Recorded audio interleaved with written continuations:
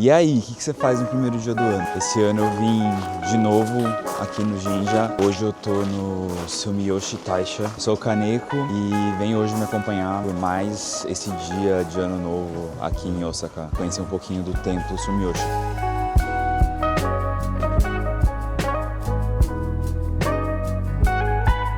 Só consegui vir agora à noite. Eu fiquei muito ocupado ontem à noite e tá muito frio aqui. Esse é um templo shintoísta onde acontece, acho que a maior aglomeração aqui de Osaka para fazer o Hatsumode, que é a primeira visita ao templo no ano. Eu vim fazer a minha.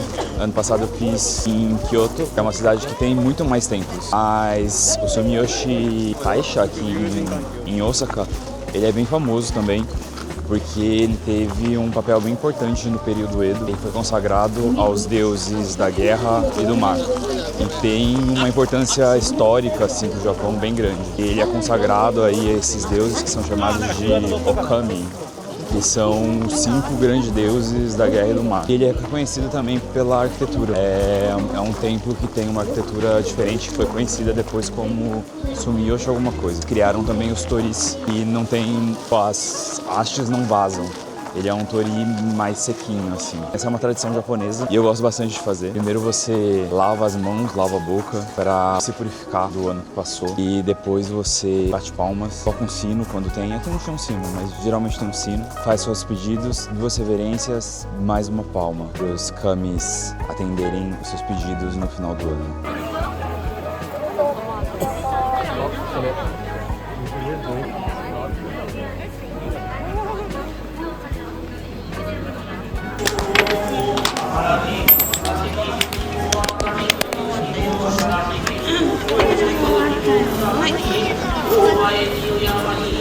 Você se limpou, agradeceu, fez suas preces, você tira a sua sorte do ano e é uma sorte bem detalhada, assim, com áreas da vida e tudo mais. E se for uma sorte ruim, você pode pendurar numa árvore. Aqui eles estavam usando um paredão e é uma tentativa assim de reverter a má sorte. E ano passado eu tirei uma sorte que não era muito boa não. E eu amarrei e realmente foi um ano assim bem difícil. Esse ano eu tirei uma boa sorte, que falava sobre a luz da primavera iluminando os topos nevados. Bem bonito, é sempre super poético assim e tá comigo. Daí você compra um talismã, que é um talismã que vai te acompanhar pelo restante do ano, para te trazer sorte. Esse ano, como é ano do cavalo, e aqui é bem influenciado pela cultura chinesa, tinha bastante coisa de cavalo. E bastante coisa relacionada a fogo também. Tá muito frio, muito frio. E já só consegui vir agora à noite, ainda tá lotado. Então vamos ver o que a gente consegue ver aqui da arquitetura, né? Porque tá tudo bem escuro também. O Hatsumode é a primeira visita a um local sagrado, a um templo no ano. Não necessariamente no dia primeiro, mas é a primeira que você faz e você agradece pelo ano que passou e pede bênção pro ano que tá vindo, né, pro ano que chegou. É uma prática que já é bem conhecida, bem praticada aqui no Japão. Ela tem raízes aí milenares, né, tradição de visitar os locais sagrados no primeiro dia do ano, quando o ano ainda não seguiu o calendário gregoriano. Esses toris aqui, ó, como tá aqui atrás, eles são colocados geralmente em locais de passagem, locais de fronteira e entrada de templo, essas coisas. Eles simbolizam a passagem entre os mundos, como se a partir daquele portal você ingressasse no mundo espiritual. E é bem interessante essa ideia também para se relacionar com o ano novo. E é uma passagem, e eu acho que é uma passagem espiritual, psicológica e espiritual também. E esses toris, eles são famosos, os toris do Sumiyoshi Taisha, eles são famosos por ter uma arquitetura diferente. Também é bem comum aqui no ano novo você fazer um daruma, que é um deusinho, um kami, e ele realiza seus pedidos. Quando você pinta um olho dele, ele vem com os 2 olhos em branco. Daí você pinta um olho dele, faz os seus pedidos e quando o pedido se realizar, você pinta o outro olho dele. É uma tradição bem antiga aqui, é bem conhecida até no Brasil, né? Acho que esse ano eu vou conseguir fazer o meu Daruma aqui e talvez faça amanhã, porque tá muito frio. E aqui, falando alto da minha ignorância sobre física quântica, eu acho que quando a gente atravessa um portal, a gente faz intencionalmente uma escolha. E eu acho que o simbolismo, assim, do ano novo e de atravessar os portais, acessar uma nova possibilidade. Aparentemente tudo é uma grande probabilidade, né? Até a coisa, a situação, o objeto, enfim, se materializar, se concretizar, colapsar no mundo real, existem 1000 possibilidades que podem acontecer e você acessa elas de acordo com a sua consciência. Por isso que eu acho que é tão importante treinar a consciência, treinar a intencionalidade, né?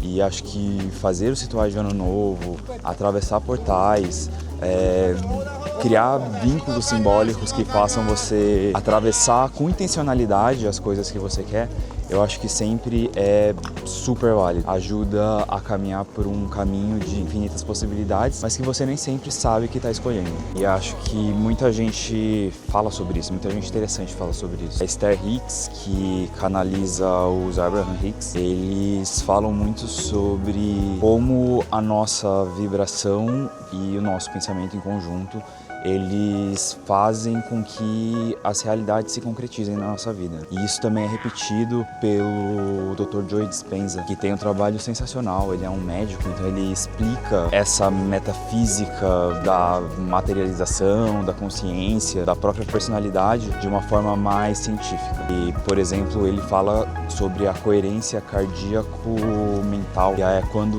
seus sentimentos e a sua mentalidade eles estão direcionando para uma mesma coisa. O Bashar, que é canalizado pelo Darryl Anka, ele também fala sobre isso, mas ele fala sobre mudar de realidade, mudar de linha temporal. Na verdade, quando você escolhe, você muda de linha temporal. E você está sempre sendo levado em direção ao que você está vibrando naquele momento. Então é como se você realmente não atraísse o que você quer.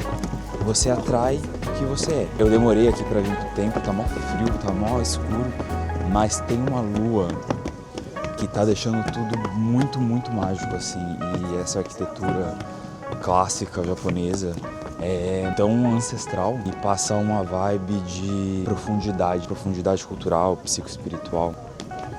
Agora eu tô passando por essa pontezinha aqui que é bem dificinha, hein? Ela é toda inclinada. Eu vim aqui comer alguma coisa e eu como muito mal quando eu tô em viagem e eu precisava parar pra comer alguma coisa porque eu tô sem comer o dia todo. Durmo mal, como mal, viagem é uma loucura, né? Mas é tão gostoso fazer, né? Você abre a cabeça pra tantos mundos diferentes. Agora eu vou comer aqui, eu peguei uma croissant e um quiche e um chocolatinho quente. Bom, agora eu tô acabando o dia.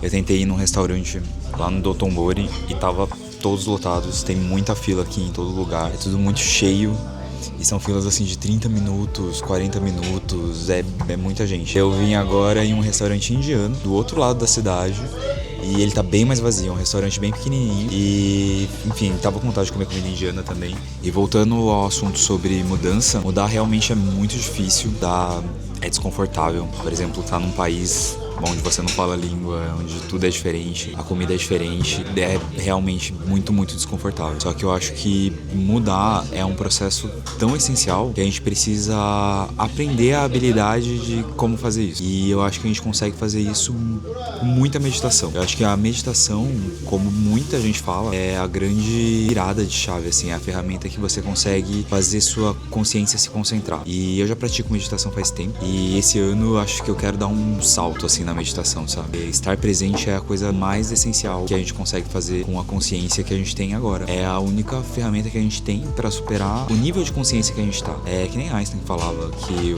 o problema não consegue ser resolvido no mesmo nível de consciência em que ele foi criado. Só que eu acho que esses saltos de consciência, eles são muito mais complexos, eles são profundos, sabe? Eles não são um salto apenas da consciência, eu acho que eles são um salto da alma.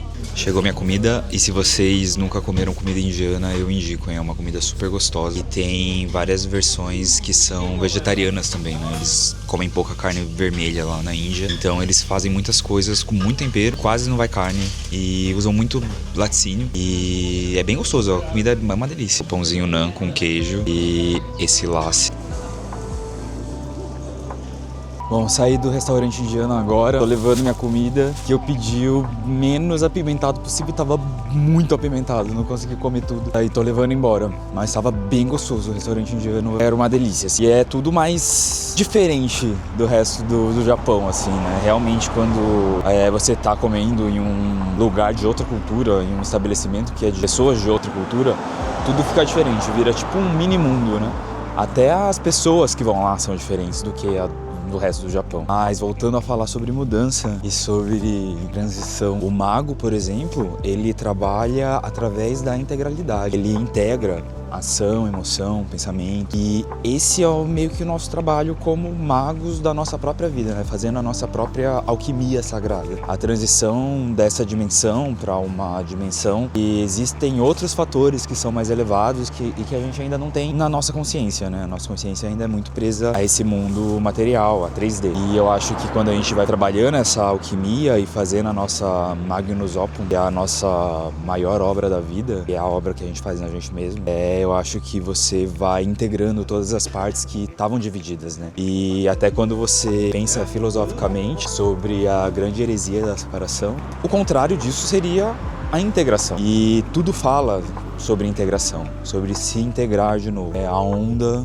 que volta pro oceano, mas que dessa vez volta de uma forma consciente. O mago, pra mim, é um arquétipo muito forte, é uma presença bem forte na minha vida. E eu acho que ele também traz uma sombra, né? Essa sombra do caos, da potência que nunca se realiza, a manipulação, resultados através dos caminhos mais fáceis, dos truques, dessas coisas que são ilusórias, sabe? Não traz verdade. O mago, ele tem esse potencial de trazer uma verdade muito profunda, muito divina, só que ele também tem a capacidade de mentir, né? Todos os arquétipos são duais. E eu vejo isso na minha vida, por exemplo, bastante.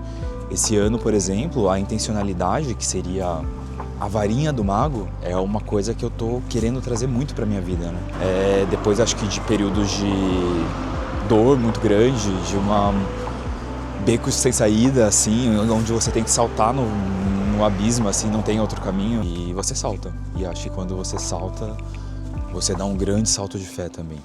Um salto de fé no universo e um salto de fé em você mesmo, na sua capacidade de evoluir e de dar conta do recado, que é um recado fodido, é muito difícil. E eu acho que aí mora uma grande chave para a transição de uma consciência que está muito fechada no próprio ego para uma consciência mais expandida, que consegue absorver mais coisas do mundo ao redor. Ela está mais integrada. Essa capacidade de escolher qual é o estado interno que você vai responder às situações que acontecem na sua vida. A vida te dá as lições, você dá as respostas. E geralmente as nossas respostas são muito ruins. E a gente acaba ficando repetindo padrões em cima de padrões, que geralmente não é muito o que a gente quer, né? Meu Deus, os bichinhos tão vivos.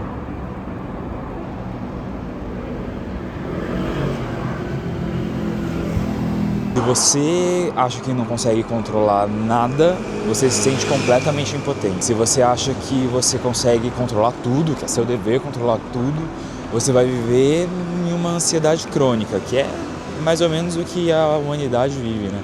Entre esses dois extremos. Tentando controlar tudo, ou então achando que nada pode ser controlado, né? Tá tudo fora do controle. Achar o equilíbrio nisso, como em tudo, é o caminho para a integração, o caminho que te leva a uma consciência mais elevada, que é a sua própria, né? O seu eu superior.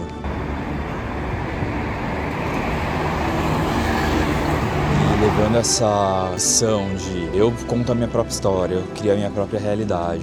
Eu acho que a gente precisa estar sempre se perguntando que história a gente está contando. Quais são as histórias que a gente está contando pra gente mesmo e quais são as histórias que a gente está contando sobre a gente pro mundo. Porque às vezes a gente fica preso em um personagem só e não consegue sair nunca mais. E esse personagem vira uma prisão. Enfim, que história você está contando? Que história você conta pra você mesmo? Quais são as micro-histórias que estão levando a uma grande narração da sua vida? Se você está gostando ou não, eu acho que a gente tem que pensar bastante nisso para conseguir refletir mesmo e de uma maneira leve, porque é contar uma história, não é ganhar a vida, superar os 12 desafios de Hércules. Até tem os 12 desafios de Hércules, mas não no sentido físico da parada, sabe? É uma contação de história. Mesmo sendo uma coisa óbvia, eu tenho o direito de ir em direção à minha felicidade, é uma coisa que internamente a gente não absorve. A gente acha que a gente não pode escolher que na verdade as nossas escolhas são sempre erradas. A gente vira o nosso próprio perseguidor e a gente é o narrador. Eu acho que essa culpa que é muito implantada na gente é um dos grandes impedimentos que a gente tem para chegar às nossas escolhas reais, ao que a gente quer de verdade. Eu espero que todos nós consigamos afrouxar um pouquinho as cordas do nosso antigo eu, né? Se você me permite uma sugestão nos seus rituais, inclua também o que precisa ser retirado. Tem tanta coisa que precisa ser desaprendida, né? Às vezes mais do que coisas que a gente precisa aprender. Tem uma organizadora japonesa que ela é bem famosa, que é a Marie Kondo, e ela criou a técnica Kondomari de organização. E eu acho essa técnica muito interessante, desde que eu descobri. Era tipo, você tira tudo da sua casa, coloca no chão, separa por categoria e depois vai item por item perguntando se esse item te dá alegria. Eu achei isso muito filosófico e dá pra fazer com qualquer coisa. Primeiro você tira tudo, coloca no papel. Pra mim funciona. Eu gosto de escrever. Coloquei no papel, listei tudo que estava entalado. Falei, isso me traz felicidade, porque geralmente a gente escolhe tanto pensando no que pode acontecer de errado e acaba faltando espaço pra gente escolher o que faz a nossa alma vibrar. E existe um ponto da vida que é um limbo entre quem você é e quem você precisa ser. Eu acho que quando a gente mantém a frequência nesse período de tempo que é super desconfortável, a vida ela te responde. Ela te responde de uma forma muito sutil e que geralmente você tem que estar preparado para entender a mensagem, para você conseguir escutar o que a vida está querendo te dizer. São nessas respostas que eu acho que acontecem as grandes viradas da vida, sabe? Acontecem as realizações, as mudanças, os cataclismas. Bom, e é isso. Se você me acompanhou até aqui, muito obrigado por ter me escutado. E já deixa seu like, se inscreve. E se você chegou até aqui, deixa um emoji aqui embaixo de arco-íris para eu saber que você me escutou até aqui, né? Tanta abobrinha, né? Um beijo. Espero que seu ano do Cavalo de Fogo seja incrível e que suas escolhas sejam cheias de intencionalidade. Um beijo. Até o próximo vídeo, quem sabe. Bye.